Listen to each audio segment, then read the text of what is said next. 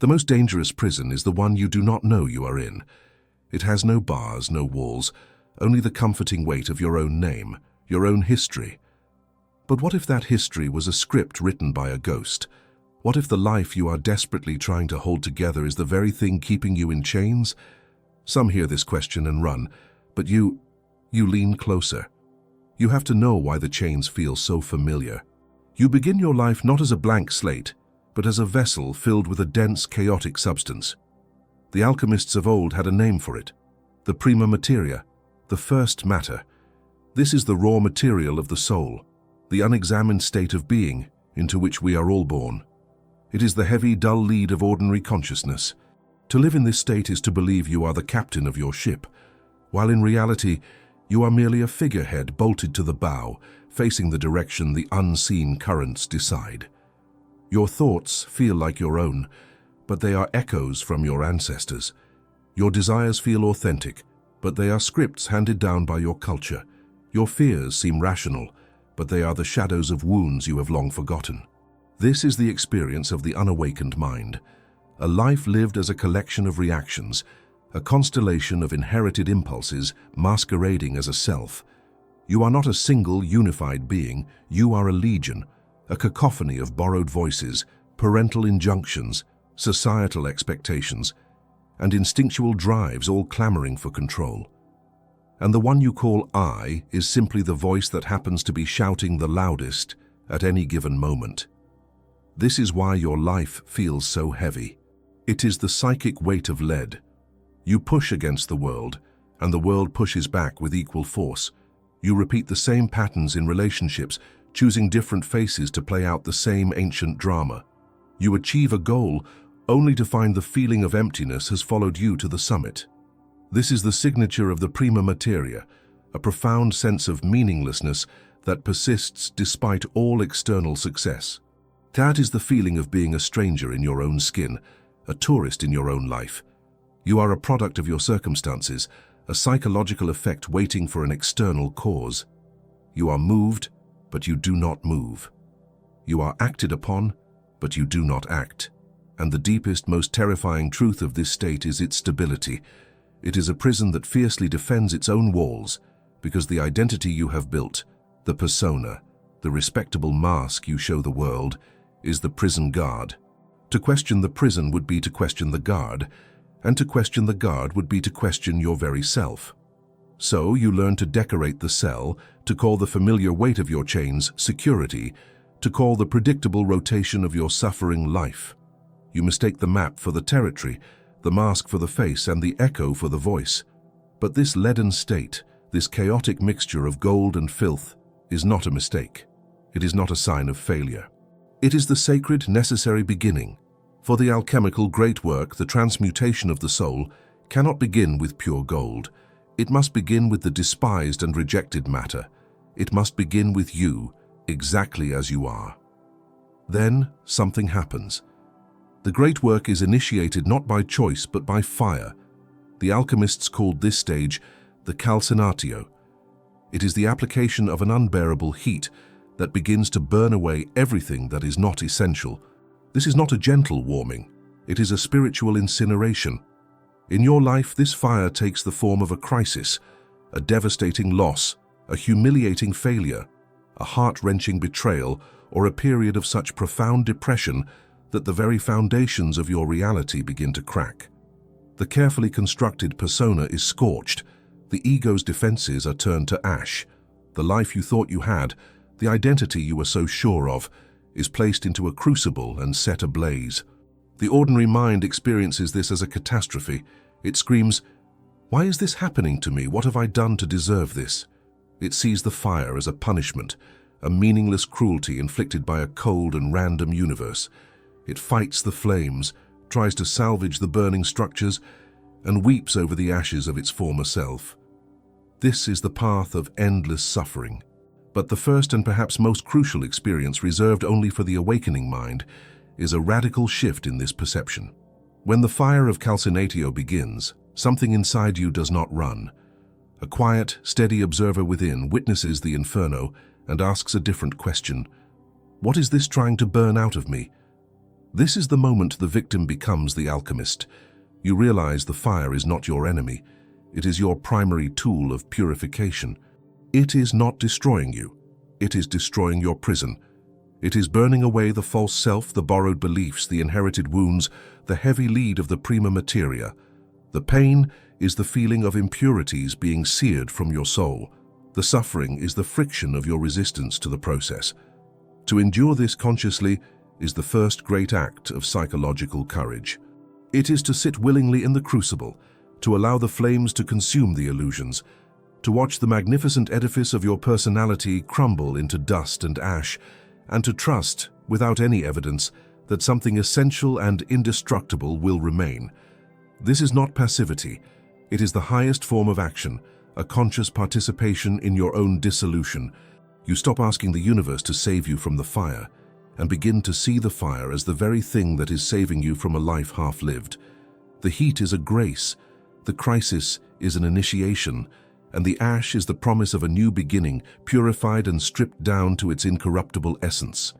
For the transmutation does not begin in the light, but in the searing crucible of crisis.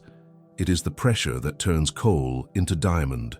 Comment "I face the fire" if you are ready to burn away what you are not, and subscribe to discover what is reborn from the ash. The fires have subsided, the crucible cools, and within it lies not gold, but a fine, grey powder, the ash of your former self. A profound silence descends, an emptiness where the roaring inferno of your crisis once was. This is the calm of desolation, the quiet of a battlefield after the war is lost. For the uninitiated, this is the end. They mistake this sterile emptiness for peace and attempt to rebuild their lives upon this barren ground, using the same old blueprints, only to construct a more brittle, haunted version of their former prison. But the alchemist knows better. The ash is not the product, it is the preparation. The incineration was merely the first gate. The second requires not fire, but water. It demands a surrender so complete, it makes the ordeal of the flames feel like a minor trial. This next stage is the solutio, the great dissolving. It is the experience of taking the calcined remnants of your identity and submerging them in the boundless solvent waters of the unconscious. It begins not as a tidal wave, but as a subtle dampness at the edges of your awareness. The firm certainties that survived the fire now begin to lose their rigidity. The clear definitions of me and not me, of good and bad, of past and present, start to bleed into one another. The solid ground of your personality softens into mud, and then, without warning, gives way entirely. You are sinking. The terror of this experience is absolute, for it is a second death. The fire took your attachments, the water now comes for your very form. The instinct is to thrash, to fight, to claw your way back to the surface of familiar thoughts and habits. But the awakening mind is defined by a new, terrifying capacity, the ability to hold its breath, to cease the struggle, and to allow the descent. It is the conscious choice to drown in the ocean of one's own soul. As you sink, the light from the surface world, the world of logic, time, and consensus reality, fades to a distant glimmer and then extinguishes completely. You have entered the timeless, limitless inner sea. This is the domain of the collective unconscious, the abyssal memory of the species, and the experience of being here is one of utter disorientation and profound revelation. You are no longer an individual floating in a void. You are the void itself, containing multitudes. Fragments of forgotten lives drift past you like ethereal plankton. You feel the unarticulated grief of a distant ancestor, witness the primeval terror of a creature hunted in a primordial jungle, and see the impossible geometry of a submerged, mythical city where archetypes dwell as its citizens. This is not imagination. It is a form of knowing that precedes thought, a direct experience of the vast, interconnected root system of humanity that lies beneath the thin topsoil of individual lives. The crushing loneliness that haunted your ego-bound existence evaporates, replaced by a humbling and at times overwhelming sense of participation in a drama that spans millennia. Your personal story, once the center of your universe, is revealed to be a single trembling drop within this infinite psychic ocean. The arrogance of the individual melts away. Who are you to complain of your small sorrows, when the sorrow of all existence flows through you? Who are you to boast of your minor triumphs, when the heroic sagas of gods and monsters are etched into the very fabric of your being? This is the dissolution of the ego's claim to sovereignty. In this silent, pressurized darkness, where all familiar senses are useless, a new faculty begins to stir. It is not a voice you hear, nor a light you see. It is a felt sense, a subtle current, a resonance that pulls you deeper still but with a sense of direction. This is your first encounter with the soul image, the figure the ancients knew as the anima or animus. It is the inner contra-sexual guide, the part of you that is native to this abyssal realm. This entity does not appear to give you a map or to rescue you. Its function is far more profound. It teaches you how to navigate by feeling, how to read the deep currents of the psyche. It is your internal compass in a world without landmarks. It communicates through symbols that rise from the depths, through intuitions that feel like ancient memories, and through the magnetic pull towards certain images or feelings and the repulsion from others. Under its tutelage, you learn to distinguish between the life-giving currents that carry you towards wholeness and the treacherous whirlpools of your personal and ancestral complexes, the vortexes of unresolved trauma that can trap a soul for eternity. To trust this guide is to surrender the masculine solar logic of the surface world and embrace a feminine lunar wisdom that flows from the very marrow of existence. It is the experience of finally listening to the other half of your own soul.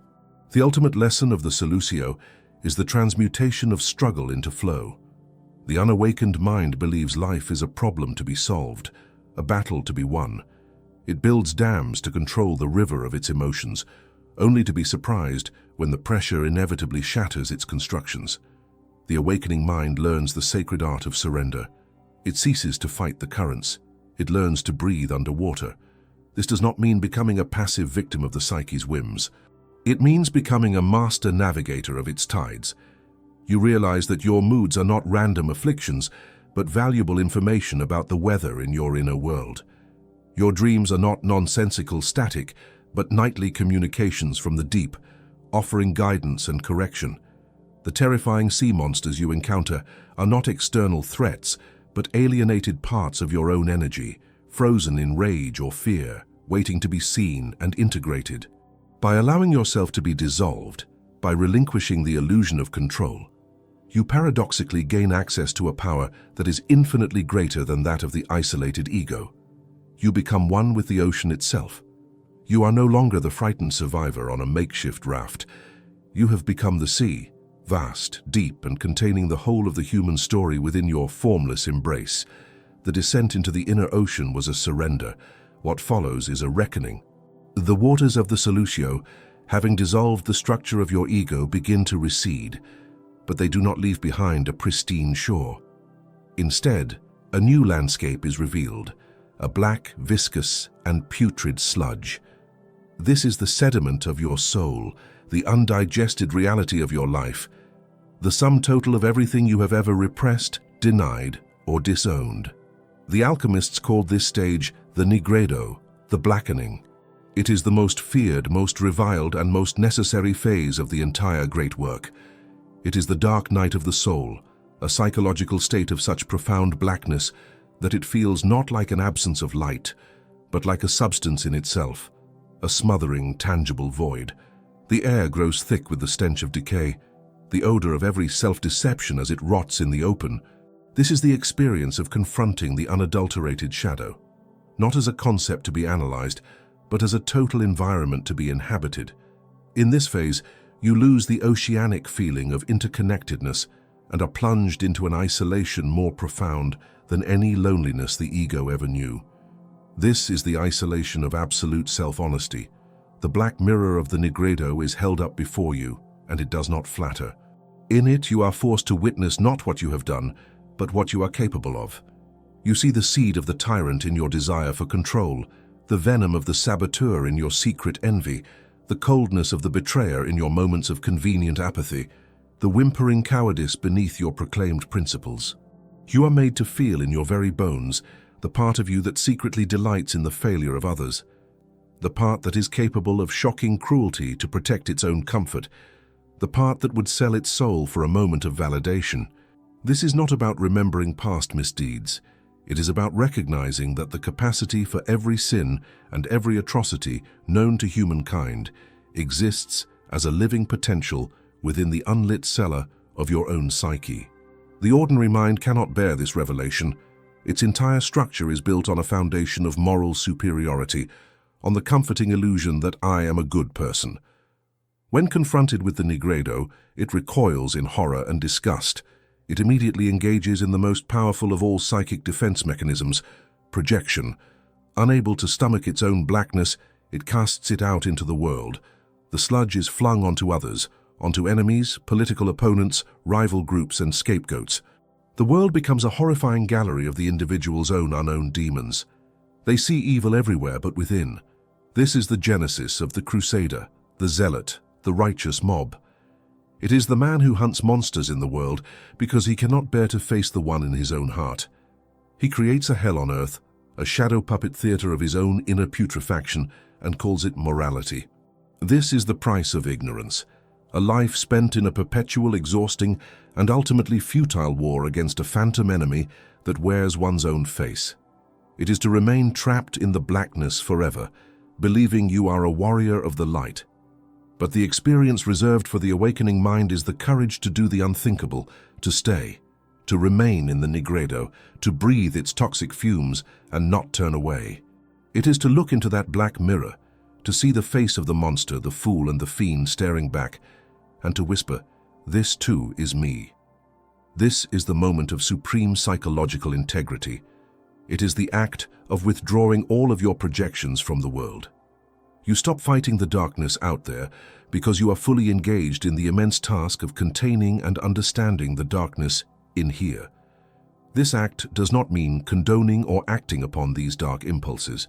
It means owning them. It is the recognition that this shadow material, this psychic waste, is not evil. It is simply energy. It is strength you have been too afraid to wield, creativity you have judged as deviant, passion you have condemned as dangerous. The sludge of the Nigredo is the compost of the soul. It is despised, but it contains all the nutrients for new life. To stay in this stage is to perform a sacred act of reclamation, gathering the lost and rejected fragments of your own being, however monstrous they may appear. And then, in the heart of the absolute blackness, a miracle occurs. It is not a sudden sunrise. It is a slow, almost imperceptible shift. From within the putrefying mass itself, a new light begins to dawn. It is not the hot golden light of the sun, but a cool, pale, silver luminescence. The alchemists called this the albedo, the whitening. It is the moon rising over the dark landscape of the soul. Psychologically, this is the birth of a new kind of consciousness, one that has been washed clean by the encounter with the abyss. It is the quiet that follows a raging fever, the clarity of the air after a violent storm. Having faced the worst of yourself and survived, you are no longer afraid. The constant low-level anxiety that hums beneath the surface of ordinary life, the fear of being found out, of being exposed as a fraud, is gone. There is nothing left to expose. The truth of your own totality, light and dark, has been seen and accepted. This is the experience of emotional sobriety. The world, which once seemed so threatening and chaotic, is now seen with a crystalline, objective clarity. You can look upon the flaws of others without the need to condemn them, because you are intimately acquainted with your own. You can witness acts of foolishness or malice without being consumed by outrage, because you recognize the same patterns, however faint, within yourself. This does not breed cynicism. It breeds an unsentimental, profound compassion. It is the peace that comes from no longer having to carry the impossible burden of being perfect. The albedo is a state of incorruptible innocence, regained not by ignoring the darkness, but by passing directly through its heart. You have walked through hell and emerged not burned, but purified, carrying the cool, steady, and unwavering light of the moon within you. You have navigated the night that has no name and witnessed the rising of your own inner moon. Now, before we reveal the final form of the awakened mind, ensure you are subscribed, for the great work is completed only by those who persevere until the dawn. The silver luminescence of the albedo is a state of profound purity, but it is not the end.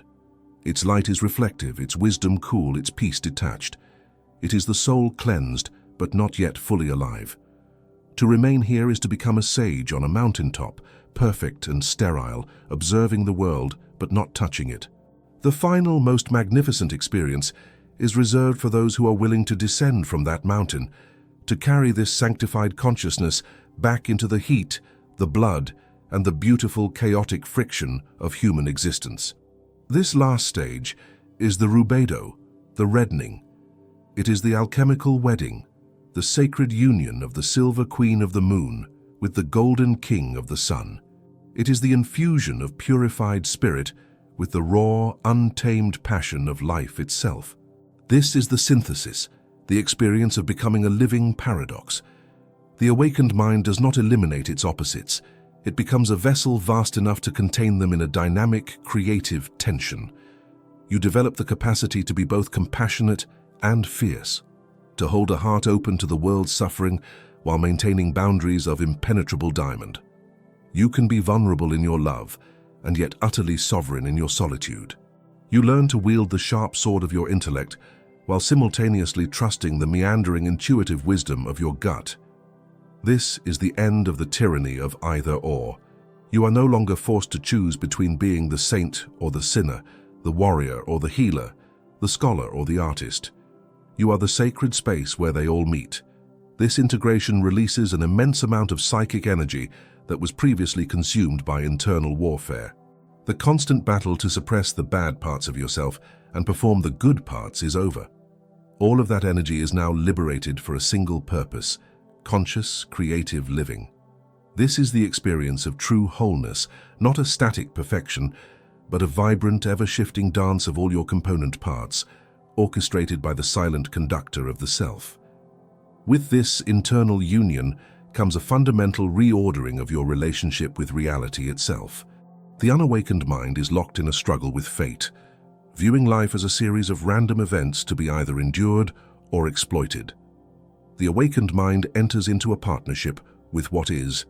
This is the experience of amor fati, the love of one's fate. It is not a passive resignation, but an active and joyful participation in the unfolding of your own unique myth. You come to understand that the universe is not happening to you, it is happening through you. Every obstacle, every heartbreak, every moment of grace is no longer judged as good or bad. It is simply seen as the raw material, the prima materia, for the next stage of your soul's work. The person who betrayed you was not merely an antagonist, they were a teacher delivering a painful but necessary lesson on boundaries. The career that collapsed was not just a failure, it was the crucible that burned away a false ambition, revealing a truer calling. You stop fighting the current of the river and instead learn to steer your vessel with masterful skill, using the very force of the water to propel you forward. You become a co-creator with destiny, a conscious artist whose medium is the fabric of your own life. This internal state of being, this living philosopher's stone, inevitably begins to exert a powerful, transmutative influence on the external world. This is the mirror effect. The individuated person, by virtue of their sheer authenticity and internal coherence, becomes a walking catalyst for truth. Your presence alone becomes a clarifying field. Those who are heavily identified with a false persona, who are operating from deep-seated self-deception, will find being around you to be inexplicably uncomfortable. Your integrated nature reflects back to them their own fragmentation. Your quiet self-acceptance highlights their loud insecurities. Without you speaking a word or passing a single judgment, they are forced into a confrontation with their own shadow. They will feel an irrational irritation or a sudden urge to flee your presence, for your wholeness is a silent indictment of their own inner division. Conversely, those who are genuinely striving for their own authenticity, however imperfectly, will be drawn to you as if by a magnetic force. Your presence grants them unspoken permission to be more themselves. It quiets their anxieties and awakens a longing for their own depths. You do not offer them answers, you offer them a space in which they can find their own. This is the alchemical function of the stone. It does not change the lead into gold by force, but its very nature reveals the golden potential within the lead, accelerating its natural process of transformation. Ultimately, the supreme experience reserved for the awakened mind is not the attainment of a final blissful state. The great work is not a destination, it is a way of being. The goal was never to permanently escape the suffering of the world, but to become an instrument capable of transmuting it into consciousness. The final freedom is the realization that you are not the character in the story, nor even the author. You are the awareness in which the entire story is unfolding. You are simultaneously the lead, the fire, the water, the darkness, the silver, the gold, and the alchemist, who watches it all with unwavering love. Life continues to present its challenges, its sorrows, and its joys. It continues to provide the base metals of raw experience. But you now hold the secret of the great work within you. You are no longer a victim of the world's chemistry. You have become a master of the soul's alchemy. The ultimate treasure was never the gold itself, but the irreversible knowledge of how to create it.